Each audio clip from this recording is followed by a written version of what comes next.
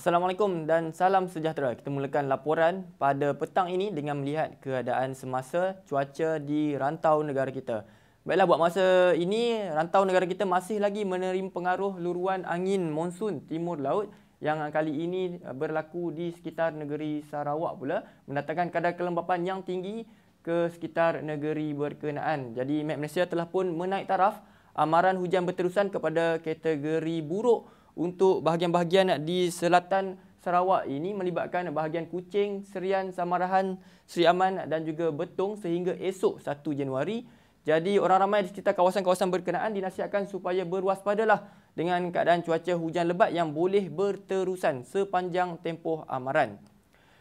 Untuk keadaan di sekitar kawasan perairan negara pula, berikutan daripada luruan monsun timur laut tersebut, ianya turut menjejaskan keadaan di sekitar Laut Cina Selatan. Jadi Met Malaysia juga masih lagi mengekalkan amaran angin kencang dan laut bergelora kategori pertama untuk kawasan yang berwarna kuning, kategori kedua bagi yang berwarna jingga dan kategori ketiga bagi yang berwarna merah. Dan keadaan ini adalah berbahaya untuk sebarang aktiviti perkapalan, perikanan, bot-bot kecil dan juga aktiviti-aktiviti laut yang lain.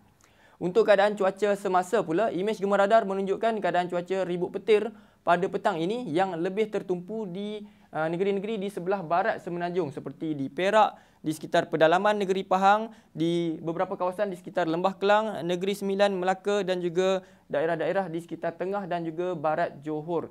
Jadi ribut petir untuk kebanyakan kawasan ini dijangka akan beransur reda menjelang awal malam nanti. Namun begitu, untuk waktu tengah malam, kita jangkakan hujan akan berlaku pula di beberapa kawasan khususnya di sekitar pedalaman negeri Pahang dan juga di beberapa kawasan di sekitar Lembah Kelang dan juga pedalaman negeri Sembilan selama 1 hingga 2 jam. Untuk keadaan cuaca semasa bagi negeri Sabah dan Sarawak juga melihatkan cuaca ribut petir pada petang ini yang berlaku di kebanyakan bahagian di sekitar barat dan juga tengah negeri Sarawak, khususnya di sekitar bahagian-bahagian yang telah pun diberikan amaran. Selain itu, ribut petir dilihat turut berlaku di sekitar bahagian-bahagian di sebelah barat dan juga utara negeri Sabah, melibatkan bahagian Kudat, pantai barat dan juga di sekitar kawasan pedalaman yang dijangka akan turut berterusan sehinggalah ke waktu tengah malam nanti. Baiklah, sekian dahulu info cuaca buat kali ini. Sebelum berpisah, kita lihat ramalan cuaca bagi bandar-bandar utama dan bacaan indeks pencemar udara di seluruh negara. Assalamualaikum dan salam Malaysia Madani.